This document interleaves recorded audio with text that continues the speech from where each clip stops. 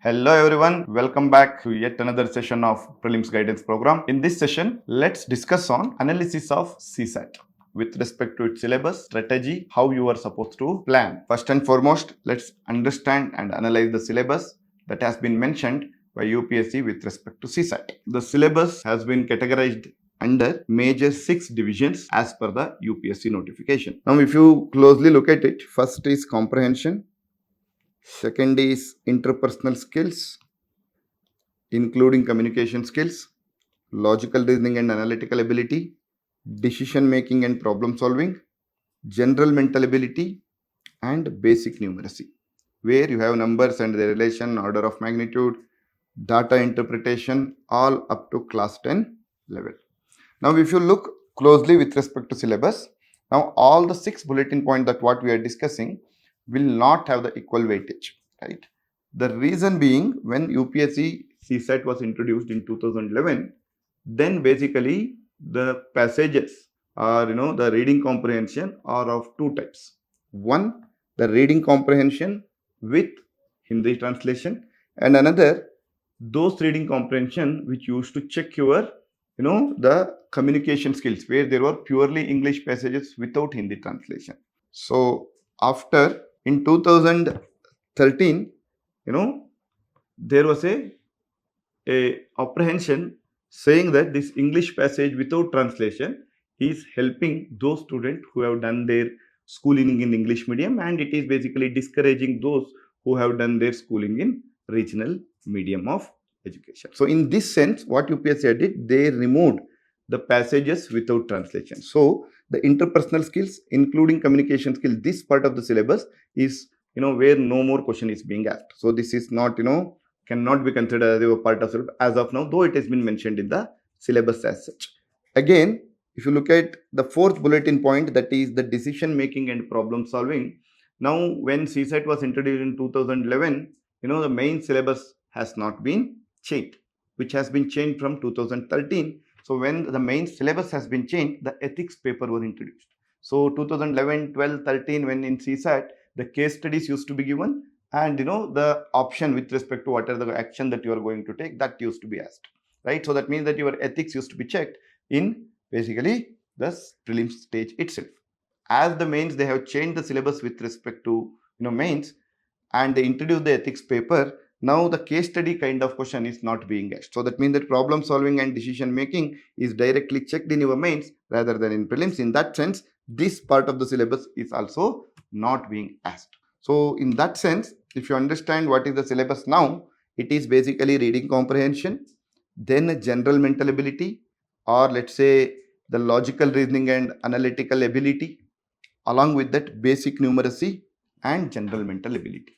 Now, if you closely observe, there are two parts. One is basic numeracy, another is general mental ability. That means that it is not just all the quantitative aptitude questions are not placed under a single head. Rather, they have made it two different things, where the basic numeracy are those which is about number system, how basically the unit digit, what number will come in various multiplication or reminders, finding HCF and LCM, percentages, averages, ratio proportion, which do not have any particular formula, but basic understanding of the math has been placed under basic numeracy, where every year you are getting around 20 questions, right? So that is where basically you are alone in the number system itself, you are getting around 18 to 19 questions, varying from one year to other. But if you consider averages, ratio proportion, percentages, then it can go up to 20-22 questions, right? Along with that, the general mental ability as a separate heading, where you can have other chapters, for example, profit and loss, the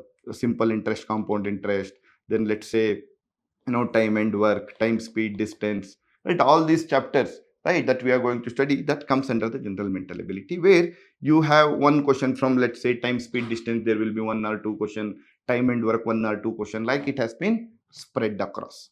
Apart from that, from the logical reasoning, right, the question will be around 15 questions are being asked from the logical reasoning, where you have different chapters, right? That is the sequence and series, let's say the syllogisms, directions, blood relations, coding and decoding, all these comes under the logical reasoning, where you are expecting around, we can expect around 15 questions. And mainly the lion's share which comes up with the reading comprehension. Every year, if you see from 2020, if you just have a last 5 years analysis here, in 2020 there are 25 questions from reading comprehension, 21 27, 22 27 questions, 23 27, it's consistently 27 questions. But in 2025, that is in this year, they had asked about 30 questions from the reading comprehension, right? So that is more than 1/3 of your questions are coming from the reading comprehension, which itself defines how important reading comprehension is, right? And then with respect to quantitative aptitude, the majority share that is coming in the number system,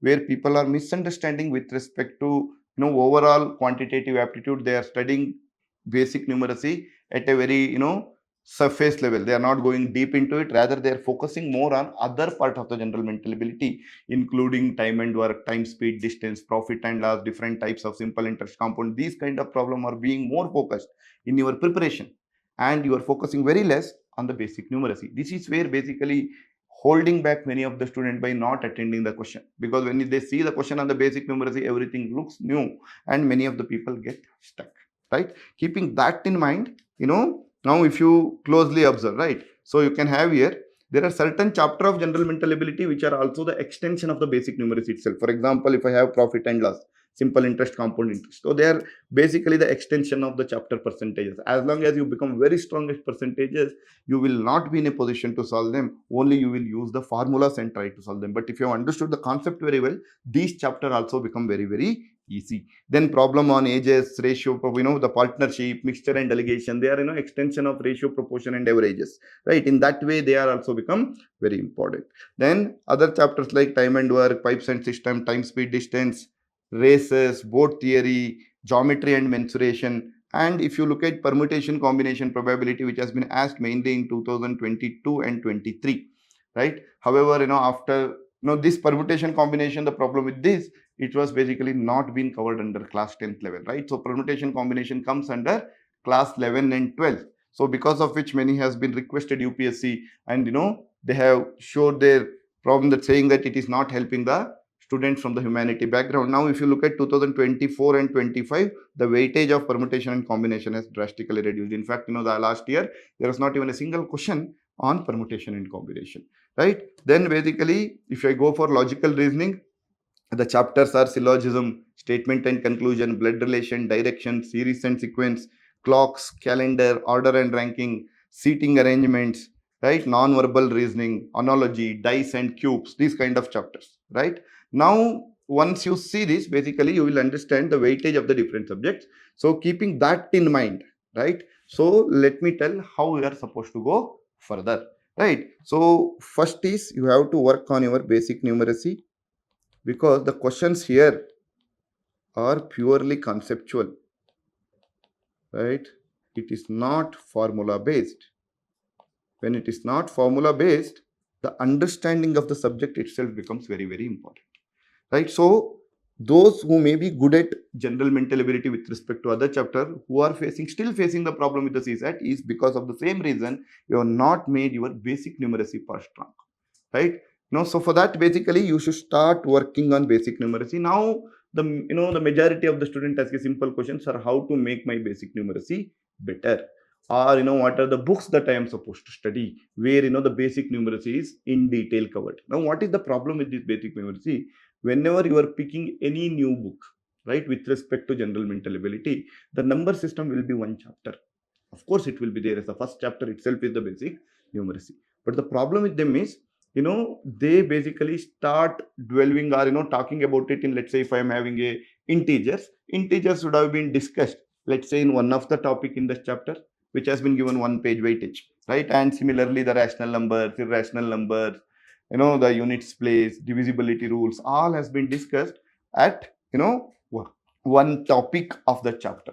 Now because of which, though you have understood the basic, but you have not understood the real concepts as such, there will be still confusion will be left out. That is why when the question are little more just application of the basic, the properties of this number, many people fail to do so. So now what is the solution? So do I have any book? I have seen n number of books with respect to CSAT. Nobody covers basic numeracy in detail, keeping in the mind of the student who are actually facing the problem with basic numeracy. So the best idea for this would be covering your 6th, 7th and 8th NCERT. Right? 9th NCERT, only 2 chapters are important. Other than that, 6th, 7th, 8th NCERT, here what will happen, let's say integer itself is a single chapter. Whole number itself is a single chapter. Now what will happen, since you are learning it as a single chapter, property will be discussed. The idea of the whole number will be discussed in detail. So initially, since you have a lot of time now, it is always preferable you make your basic strong. And these books has been written for school students, right? 6th, 7th and 8th. That means that even when they have explained the concept, they have taken a very, very common example which everybody can connect with. Along with that, they have elaborately explained. So it will build your basics better, right? So if if you look at it, basically from 6th standard, knowing our numbers, whole numbers, playing with our numbers, right? So, and integers, fractions, decimal, data handling, algebra and ratio proportion. These are the chapter that has been discussed. Now, if you go to 7th standard, again, here the integers has gone further in detail, fraction and decimal are gone further in detail, right? Now, from that, they have also started with the rational numbers, algebraic expression. From one variable, they have started introducing 2 variable, right? So similarly, exponents and powers, that has been discussed. Now again, if you go to class 8, rational numbers further in detail, square and square root, cube and cube roots, then exponents and power. Then with respect to ratio proportion, they have introduced in the earlier classes, but here they are going to direct and inverse proportions, factorizations. So this help you. So this factorization also help you to understand the concept of LCM, HCF.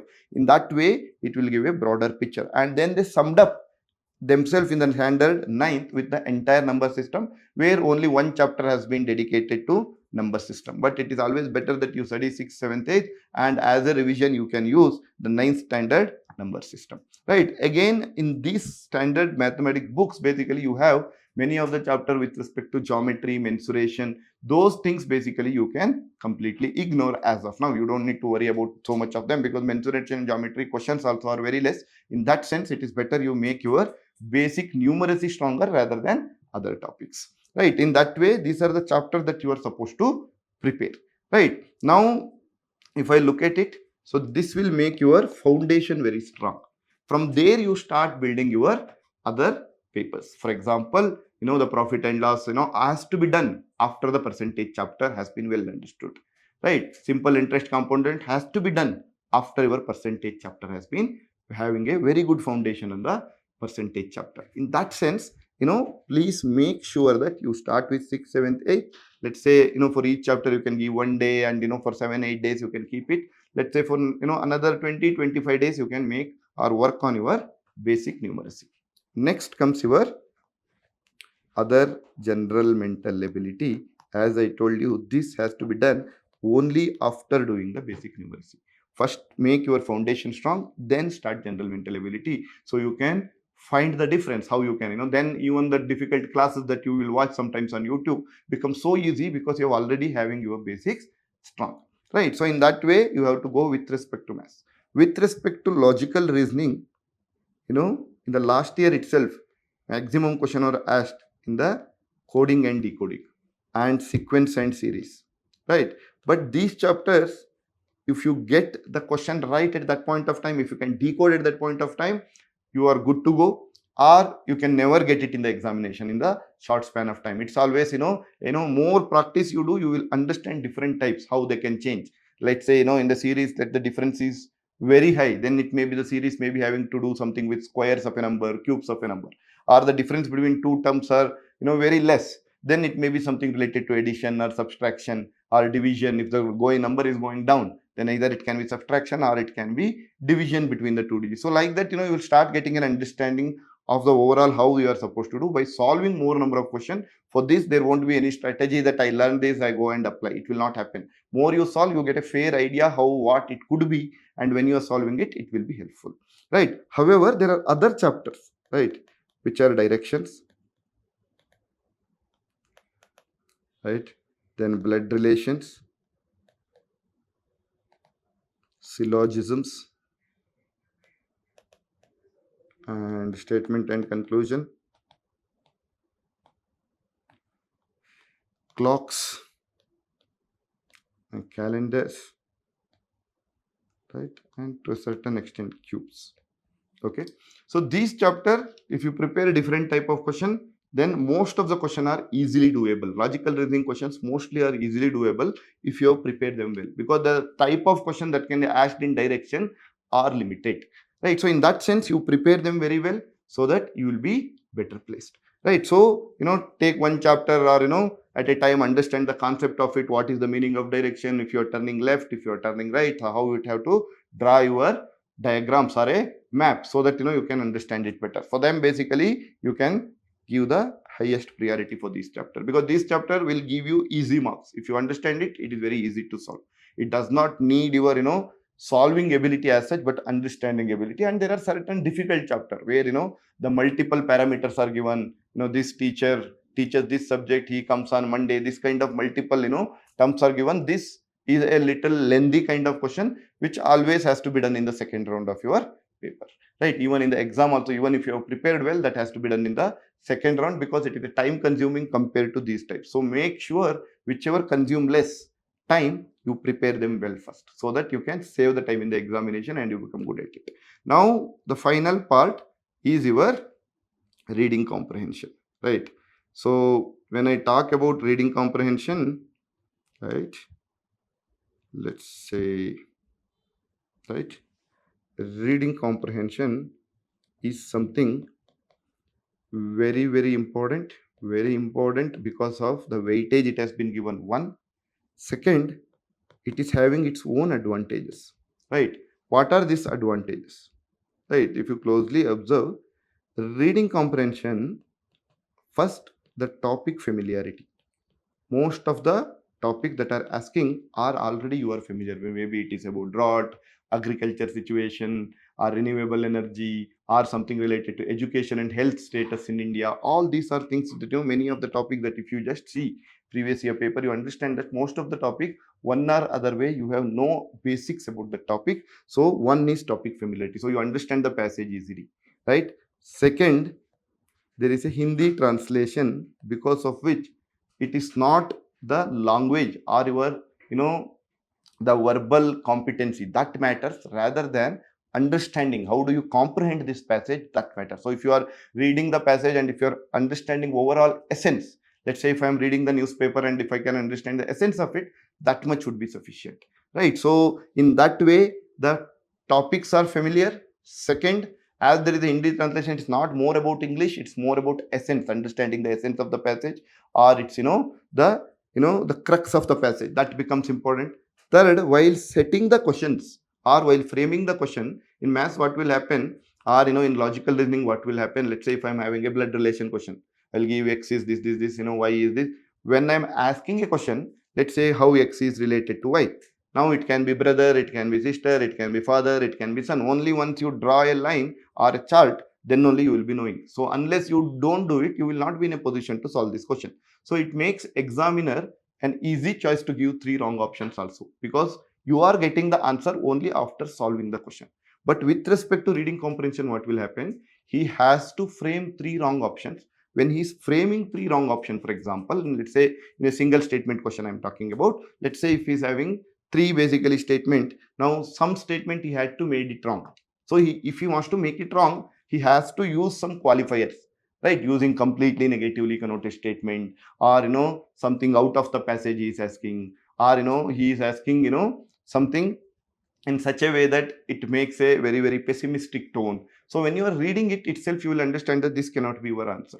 So because otherwise there will always be a ambiguity. So to avoid that ambiguity, they add this qualifier and make sure that this statement is wrong. So that there should not be much of debate. Apart from 3-4 passages, of course it will be there. That is why you can see that whenever we are releasing the answer key and UPSC answer key, at least 3 to 4 question with respect to passage will be differ from one institute to another institute, and from all those institute to UPSC, right? So that is something quite common. But however, what is more important is basically remaining 20 question where they're having a same answer key across the university. That means that there has to be some reason why those options are wrong, right? So to make the wrong, he will add these things, so it becomes easy. So it is your job not just to understand what is the right answer, also analyze how other 3 options are wrong, for what reason. So once you start analyzing that, you start getting an idea how basically question will be framed, how the statements will be framed, right? Now, those who are not really good at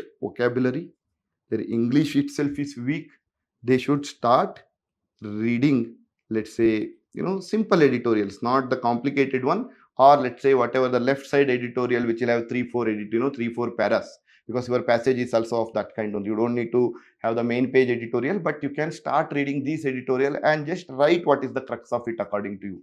What did you understand about it, right? So in that way, you start understanding and working little bit on your commonly used vocabulary. Not that you have to have a English literature vocabulary as such, but let's say whatever the terms that we are using in our general familiar topic, the vocabulary should be well known and the overall lesson should be understood. For that, keep reading books or keep reading basically the editorial where you are having the smaller editorial on the left side of the main page, right? So that if you keep practicing, if you keep reading it and trying to understand the essence of it, that would be sufficient. Don't worry about I will learn, master the vocabulary. That thing is not completely needed. So don't worry about your vocabulary. That much vocabulary is not needed, as there is a Hindi translation. And the third is basically answer will lie within the passage. It is like a treasure hunt, right? There is a clue, you have to search within that and you should get the answer. It is not that you solve something and get the answer. You have to search and get the answer, right? So once you keep practicing it, you become good at it. This becomes a easy part, right? So